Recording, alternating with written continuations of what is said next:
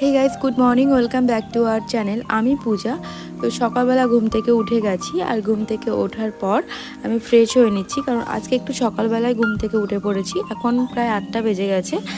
Brush করে আমি fresh হয়ে নিয়েছি, আর এখন আমি স্কিন কেয়ারটাও করে নিই। চলো, আর আজকে সারাদিন আমি কি করি সবটাই তোমাদের সাথে শেয়ার করব। ভিডিওটি যদি ভালো লাগে অবশ্যই একটা লাইক করে দিও, আর চ্যানেলটা সাবস্ক্রাইব করে দিয়ে পাশে থেকো।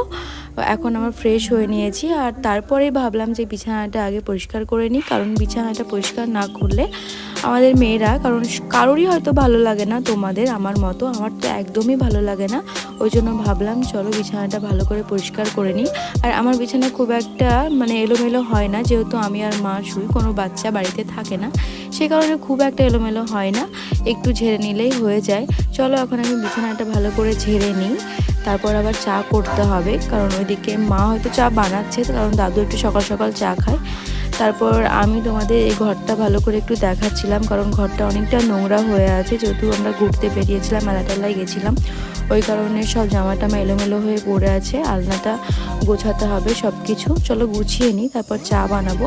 তারপর চা বানাতে এসে দেখলাম মা আমার জন্য চা করে রেখেছে, আর সবাই চা খাচ্ছিলো, আমিও চা খেয়ে নিই, আর সবার সাথে বসে একসাথে চা খেয়ে নিলাম গল্প করতে করতে।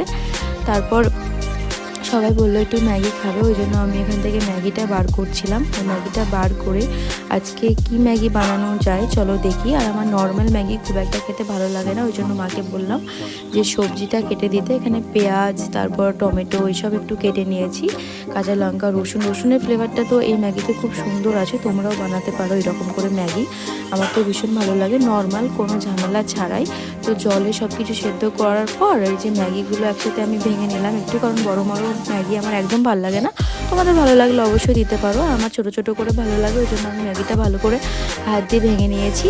তারপর এর মধ্যে ম্যাগিটা আমি দিয়ে দিলাম জলটা একটু গরম হওয়ার পর, আর মশলাগুলো আমি আলাদা করে নিচ্ছি, কারণ এই জলের মধ্যে দিলে একটু গোটা গোটা হয়ে থাকে, এই কারণে আমি একটু আলাদা করে নিয়ে দিয়েছি। তারপর ম্যাগিটা আমার হয়ে গেছে মোটামুটি, দেখতেই পাচ্ছ, একটু জল কম লাগছিলো, সেই জন্য আমি একটু জল দিয়ে দিয়েছি, কারণ ম্যাগির যে স্যুপটা সেটা আমার খেতে ভীষণ ভালো লাগে। আর ফ্রিজে জল ছিল না, কারণ এখানে অনেক গরম পড়েছে, এমনি জল তো খাওয়াই যাচ্ছে না, খুব গরম হয়ে যাচ্ছে, সেই জন্য ফ্রিজে জল রাখতে হবে। তো আমাদের ফ্রিজটা একটু টাইম লাগে জল ঠান্ডা হতে, সেই কারণে একটু তাড়াতাড়ি করে ভরে রাখছি। আর আমাদের ফ্রিজটা একটু ডিস্টার্ব করছে, কারণ ফ্রিজে ডাক্তার দেখাতে হবে, তো মানুষের যখন শরীরে প্রবলেম হয় তো ডাক্তার দেখাতে হয়, সেই জন্য আমি বললাম যে ফ্রিজেরও ডাক্তার দেখাতে হবে। তারপর এখন ম্যাগি হয়ে গেছে, আমি ভালো করে একটু নামিয়ে নিলাম, আর আমি হাতে না ছ্যাঁকা খেয়ে গেছি, কারণ এমনি যে ম্যাগির প্যাকেট দিয়ে আমি সাঁড়াশিটা খুঁজে পাচ্ছিলাম না, তো সেই কারণে ম্যাগির যে এই প্যাকেটগুলো ছিল সেটা দিয়ে আমি ম্যাগিটা নামিয়ে নিয়েছি, ওই কারণে ছ্যাঁকা খেয়ে নিয়েছি। আর আমি 3 জনের জন্য এখন ম্যাগিটা বাটিতে নিয়ে নিচ্ছি, কারণ মা, আমি আর ঠাম্মা খাবো। তো ম্যাগিটা কেমন হয়েছে দেখতে অবশ্যই কমেন্ট করে জানিও, তোমাদের তো আমি আর খাওয়াতে পারলাম না। এখন আমি ম্যাগিটা খাই, আর তোমরা আমার ভিডিওটা দেখো। আর ম্যাগিটা আমি সবাইকে দিয়েছি, ঠাম্মাকেও দিয়েছি, ঠাম্মা পাশে খাচ্ছে, আর মা ওইদিকে খাচ্ছে। তো আমার ঠাম্মাকে দেখো, এটা হচ্ছে আমার ঠাম্মা। তো ঠাম্মা ম্যাগিটা খেয়ে নিক। তারপর এখন হয়ে গেছে সন্ধ্যা, তো সকাল থেকে সন্ধ্যা হয়ে গেছে, আমি ভিডিওটা কোনোভাবেই করিনি মাঝখানে।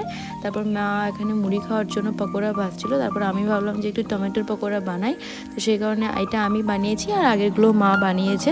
তো আমি বানিয়েছি, কিছু তো হবে না, সেটা তো হতেই পারে না, সেই জন্য দেখো আমি একদম পোড়া পোড়া করে বানিয়ে ফেলেছি, কারণ প্রথমকারগুলো ভালোই ছিল।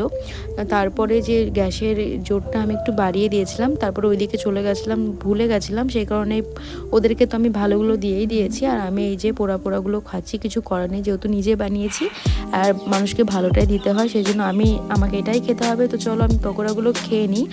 আর ভিডিওটা এই পর্যন্তই, যদি ভালো লাগে অবশ্যই একটা লাইক করে দিও, চ্যানেলটা সাবস্ক্রাইব করে দিয়ে পাশে থেকেও। দেখা হচ্ছে নেক্সট ব্লগে, টাটা।